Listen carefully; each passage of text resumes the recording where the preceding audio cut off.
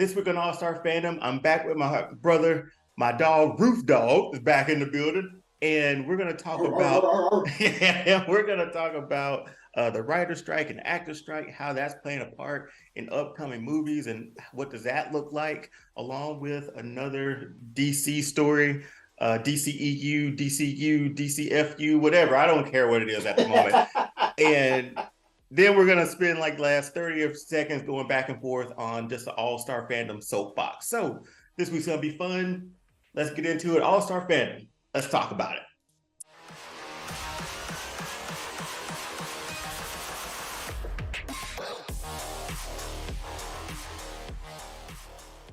Welcome to All-Star Fandom. I'm joined again by my brother, my friend, best friend, Rufus. But before we jump into today's topics, and he introduced himself, I just want to make sure to say thank you to all the followers that have hit that like button and subscribed and all that to All-Star Fandom Show on Instagram and onto this YouTube page too. Really appreciate it. Couldn't thank you enough. Roof Dog, how you doing, big dog?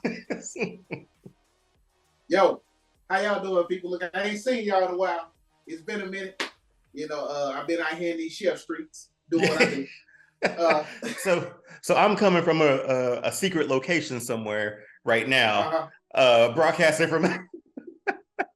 Seriously, we've been trying to get moved in here, and this is all I could come up with at this point in time, but we're gonna make it work. So for today's first topic, the writer strike along with the actor strike.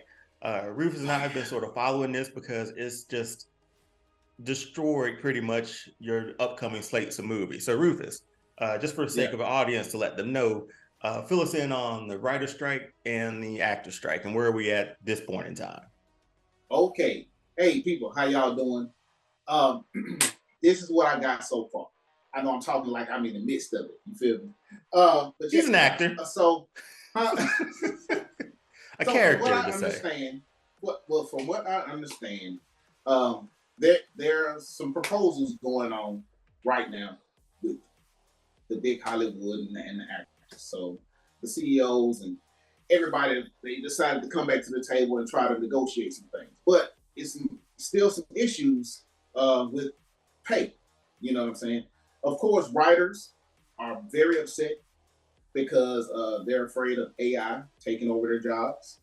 And they're afraid they won't get their residuals. They'll only get paid a one-time check. Well, let's out the door.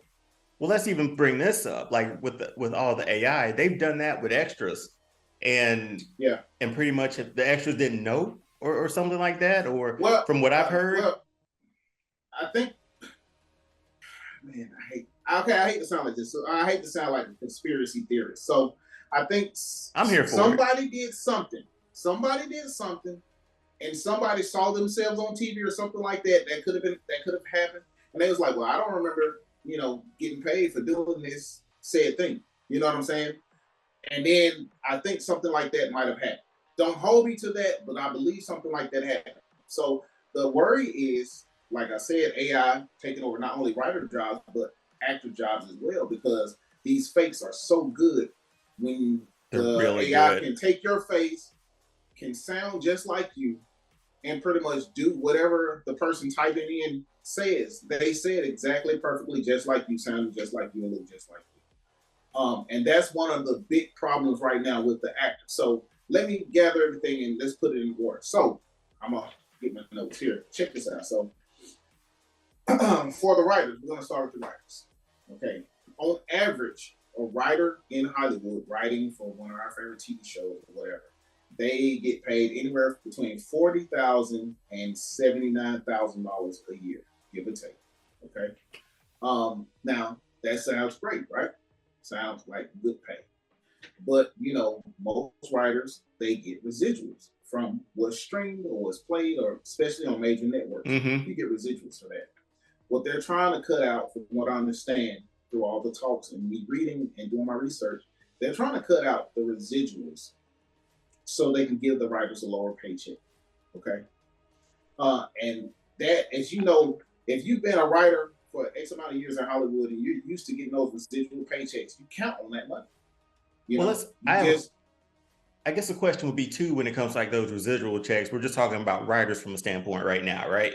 So Yes, we we're haven't just gotten talking to about the writers actors right now. side of things. No, I but think I know I'm gonna get more. to it. Okay, I think I know more about the actor side of things just because, you know, you hear those words about like in syndication sort of thing. Right, And right. and then the words of perpetuity comes up of like how much is that Yeah. in perpetuity for perpetuity, you know? So Right, right. but it's I'll let you get to the So with actors one that, too. well, I'm gonna say with the aspect of in perpetuity, that doesn't really affect a writer, More so to than speak, yeah. as more than an actor. Mm-hmm. Okay. But for the writers, like I said, you know, $40,000 to $79,000, which is pretty good pay. But most of them rely on the residuals. If you're on the lower end of that spectrum, if you're making $40,000 a year, you want those residuals because that helps you build your money up. Because No you think doubt. about it, now living anywhere, basically, $40,000 if you have children, that's kind of hard to live off of. So You know what I'm how's saying? that? So With inflation, so you know. now with the strike, how does that like from an actor standpoint? Because I heard there was more than just like it was mostly there's some other stuff within their benefits, residual stuff like that. But usually like actors who don't make over $26,000 a year or something Okay, like that too. so is this is what it is. So on average, and this is gonna sound crazy. On average, if you just did an average for all the actors, they will make $65,000 a year. That's averaging all the actors from the lowest to the top. That's how they did the average. But realistically, on the lower end of these actors, they're only making $26,500. So Yeah, that's imagine trying to live in New York or Hollywood or Chicago or Miami or wherever with you twenty got like six two other thousand jobs. You got five like two hundred more dollars. jobs. Right. So, and now the issue is now, and probably will still be an issue, is you have the CEOs of these Hollywood conglomerates. They're making 97,800,000 a year. So you see how big of a gap that is when it comes to pay. So Yeah. now, not only do you not want to pay me, you want to take away the thing that helps me, which are my residuals. So, and then we go from 22 episodes a season for a TV show. So, say average Mm-hmm. TV show, Law and Order. I take it back, Fresh Prince or Friends Seinfeld. or Living Yeah. Single, Seinfeld. 22 episodes guaranteed. Now TV shows are 6 episodes. So the streaming affects their pay. Basically, it affects the writers and the actors because what happens now is they would have like maybe three or four writers come in. They write whatever show they're writing for, and then once they're done, and the companies have a blueprint of what they're pretty much what they're going after, Mm-hmm. they fire like 3 people. So you're paid that one time and you're out the door, and they just Yeah. keep the one main writer. That's the head writer. I forget the technical term for it. You all have to excuse me for that. But they just keep the one main writer for the entire show. So you only got 6 episodes. So if something needs to be corrected, you only need one person for that. You know All what I'm right, saying? so Rufus, let me put you in the hot seat. So Okay. you're in the meetings on the picket lines, to say the least. What's a conclusion that I don't know you would propose, or has there been something that they proposed to be like, okay, this is what we want? Okay. So something was proposed And you can't earlier storm on the writer's Hollywood. I'm strike. just saying, you can't storm Well, Hollywood. of course. Could you imagine that? Just the visual of like Yeah, storming. I Like can imagine that in my mind, everywhere. there's so many studios, but I'm thinking like them just storming the Hollywood sign. Like it's a hike to get up there, man. I Anyway, can imagine it, like put your picket signs in it. Look, no, I can see that. But here's the thing. So okay, so to get to the answer to your question, okay. What they're asking for is, of course, better pay, because you and I both know 26,000 in LA or New a York, year in LA or New York, you are like really on borderline of being homeless. that's tough. And once you see the prices, and I saw a flat today. I don't even know if you call this a flat in New York, like 250 square feet for $2,500 a month. Like that's absolutely ridiculous. Okay, so of course, better pay, better residuals. Now, as far as the residual part comes, I think that they got a really nice increase in pay. I don't think most of these actors, especially on the lower end, will really worry about the residuals for the simple fact that most of those shows that don't do well on Netflix or Amazon Prime or Peacock or whatever, they are dropped immediately. You see what I'm saying? Yeah. And you can say also Netflix oversaturates the market too, because they make a lot of things that are kind of bad, but it's content for the sake of content. Exactly. And it's content for the sake of content, so they know you're streaming something, so they are going to get paid something. Yeah. You see? Let's put out 13 episodes of this trash. But anyway, right. but I mean, for me, I look at the strike, how it sort of, and we talked about this, how it affects release dates for upcoming movies. Yes. Across Spider-Verse ended on one hell of a cliffhanger. And we were supposed to get it next summer, but there's no word on whether we'll get it next summer. A few superhero movies, the ones that we like, have moved. And then you look at the rest of the year. Earlier, we talked about it. You said that Blue Beetle this week, as of this recording, and then Aquaman close to Christmas for big December blockbusters. 20th. Yeah. So, is Sonic this year or next year? I thought Sonic was next year. If I'm not mistaken, give me 1 second. Let me look it up right quick. I felt like we're in August. We would have seen some production stuff on it or something. I haven't seen a preview for it, so that's that's how I know it's not coming out this year. But also given the fact that, because I thought that was supposed to release, I might be thinking about next year. I think I'm thinking about next year because I thought it was supposed to be like Sonic, Avatar, and like Aquaman all on the same. In the same holiday. There's another Avatar that is coming out, but I believe that's supposed to be next year. But that's next year. Yeah. That's they're going to keep that as a next year sort of around Christmas time holiday season movie there. Interesting enough. December 2024.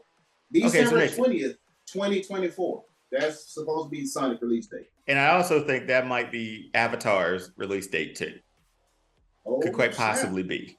You know which one I'm seeing? Got to go fast. I know you're going Rufus, anything else you want to say about the writer's strike? Well, I hope. I didn't get to say what the actors are asking for, which a lot of people may or may not know already. Is a big thing is about the AI and them being able to use their likeness in perpetuity of the contract, which means they can use their likeness for anything, forever, in whatever. Well, I look at it this way too. When we say likeness, James Earl Jones has given his voice to Star Wars.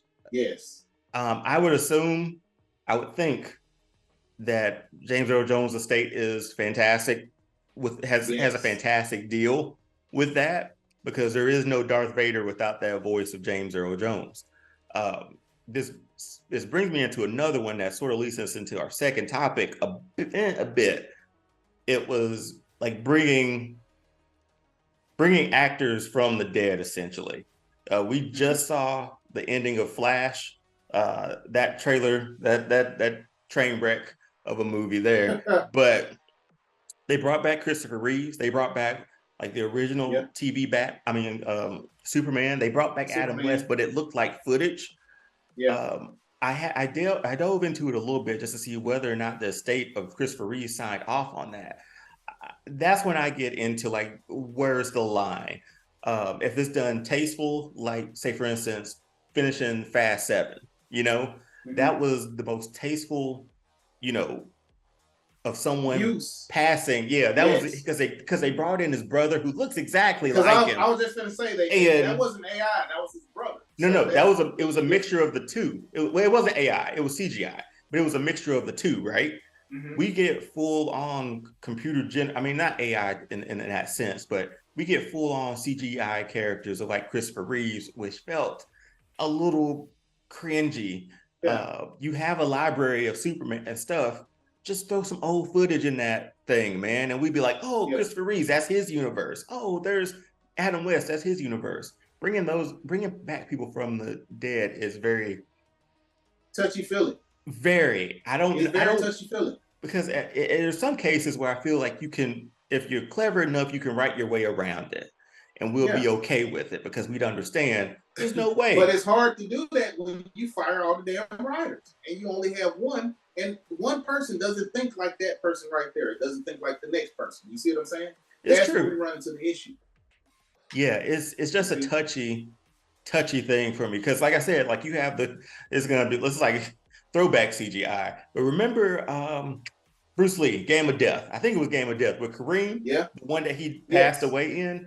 You want to talk about a mockery of a movie that they like that the studio did to, and we might be getting a little off subject. This is I drove us into the using actors who have passed away still making movies with them. He didn't finish that movie, but he finished all the towers, right? Yeah. Rufus, I don't know if you remember this. There's parts where they used because they recasted Bruce Lee, like it was just another guy in another jumpsuit, right? But like they put a cardboard cutout over a mirror of Bruce Lee's face and had the guy sit behind that cutout for like a reaction shot from Bruce Lee. Do you remember seeing that? I don't. Rufus, and now I'm most definitely gonna go find it. Everybody out there, and I'm sure I've cut the clips in here of where they just spat on the studio. I don't even remember the studio, but just spat on Bruce Lee's legacy a little bit like that. But that's that lining, man. Like, wow, what's creatively too far? That was too far. If you haven't seen it, go back and watch Game of Death. Some fantastic fight scenes from the tower up. But other than that, with the other guy they casted as him that they're masking as Bruce Lee, it's Hollywood shady as hell at times. Well, I was gonna say, look, if you think that's too far, and I'm gonna say this, and then we can move on. At the beginning of this strike, the CEOs and all the bigwigs came to the table and was like, hell, let them starve, and once they start starving, they'll come back to the table for negotiation. That's exact words. That's their exact words. These quotes are out there. You can go and find them where they said, let them starve, and they'll come back to the table. And then not only does this strike affect the writers and the actors, it also affects the musicians, the people that's writing music for these movies, that's writing music for these TV shows that we love. You know what I'm saying? No doubt. It would be hard pressed to watch if there was no music for this stuff. You would make your own music like Blank Man. Dun, dun, dun, dun, dun, dun. On the way now. Hang on, I'm coming down. Hang on.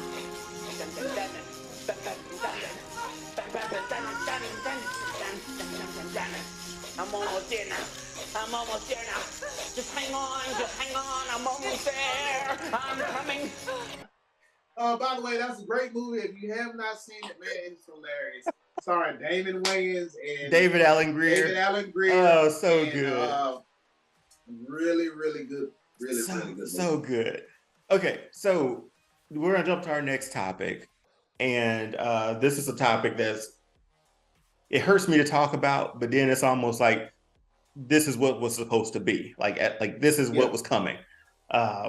This is the segment we like to call, what we call it, Rufus. This is how DC is getting another dime from me.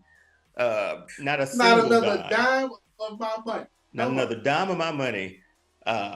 Because as of this recording, a week before, 2 weeks ago, before this recording, Gal Gadot came out and said that she was that lady right there. She came out and said, like, work with James Gunn to make Wonder Woman 3. Hooray! Then I thought, no. Wait a minute. Hooray! No, but then I was like, wait a minute. So, no Henry Cavill, no Ben Affleck, but we're keeping Wonder Woman, but we're going in a new universe, but we're tying back to, we're keeping Harley Quinn too. Wait, with Margot? Right. Wait a minute. What are we doing? Ezra Miller? Is he the Flash still? How? So many questions, right? Then a week after that, we get a report that James Gunn said, nah, there's no talks about Wonder Woman 3. That's it. And I'm like, and as of this recording too, and I'll throw it to you, Rufus. As of this recording too, I just read a comment from, I think, the director of Blue Beetle. Forgive me, I forgot his name. Said that there's somewhat of a nod to Man of Steel, or there's some sort of Man of Steel sort of connection there. I'm like, this has got to be the messiest universe I've ever seen. So I mean, he said something to the effect of that. I'll pull up his actual quote when I throw it over to you.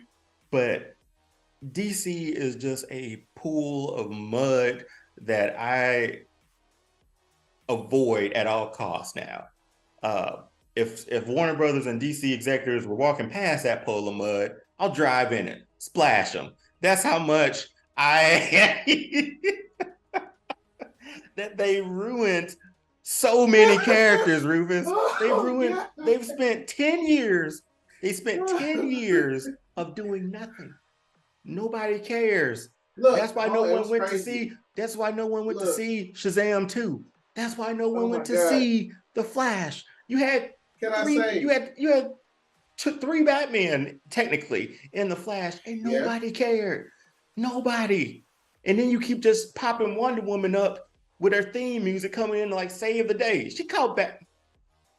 There's more that the Justice League should be doing than stopping bank heist or whatever, man. Like Batman could do that on a regular by himself. Yeah, like exactly. The fact that he had to call in the Flash to take care of one thing, come on, man. Anyway, you saying there's a new universe, but then you're bringing back people from the old universe. That makes no sense whatsoever. If you're just gonna start, blow it up. Go back to past videos where I talk about So Long DC. Talk about there's another video past in the archive. Check that out, where I've said the exact same thing. Blow up the entire universe, which they need to do, and forget about everything else. Fans want Batman, Ben Affleck's Batman. Fans want Henry Cavill. That's the only reason. No DC movie after Black Adam has made more than Black Adam made more than The Flash. That had 3 Batman in it. Yeah. We don't go because we know you don't know where you're going. Like we I go see Marvel movies because there's a progressive story. That's it. Mm-hmm. I know where we're getting to. There's some stuff that's not great in Marvel. We'll admit it. But at least I know we're on a track to get somewhere. DC spent 10 years of going nowhere with a cast of crew that has been devalued. Henry Cavill is one of our best generations. Superman. Ben Affleck, the fact that he never got a standalone Batman movie was that's a tragedy. The fact that Wonder Woman won't be able to redeem herself from Wonder Woman 84. Wonder Woman 84. Yeah. And then you say she's in, but she's out. Then you say Margot Robbie still, we're gonna pick and choose who we want to keep. Makes no sense. And Rufus, I'm giving you this right after that. I apologize for cursing. We'll put the dolphin sound over that. But I don't care anymore. I really don't. Okay. I don't care. Real quick, and I'll give it back to you. Rufus, I'm sorry for cutting you off. Don't mention that glistening vampire. No, I'm so tired of the multiverse, man. I'm so tired. Me too. I'm glad somebody finally said it. Rufus? Okay, finally said it. When done right, like Marvel has, and like Spider-Man did, Spider-Man was perfect. The last Spider-Man movie with bringing back Andrew Garfield. Yeah. That movie was fantastic. Gives me goosebumps thinking about it now. Yeah. Marvel's multiverse to me makes sense because they've established it. They have the Loki TV show. They have everything else that makes you think, oh, and just Endgame was just about, time travel, which, let's talk about it real quick. How low-key arrogant was Tony Stark to be like, yep, I did it. What? Right. Yeah. But here's the thing, Rufus. We've had 10 years with him to know what he's capable of doing. Yes. That when he said that, it was like, we're going back in time. Nobody batted an eye. No. But DC comes out of nowhere and says like, okay, well, Robert Pattinson Batman, you're in Elseworld, along with Joker, the Joker movie. You're in Elseworld. And then we get a multiverse movie with The Flash, which was just yuck. Him running around like I'm sorry. Him running around like freaking That's the alien. dolphin sign. I'm gonna put it in. Remember that SpongeBob episode? Hey, Patrick, how are you? Today's special, we got a crusty crab on alien bread on a alien sauce.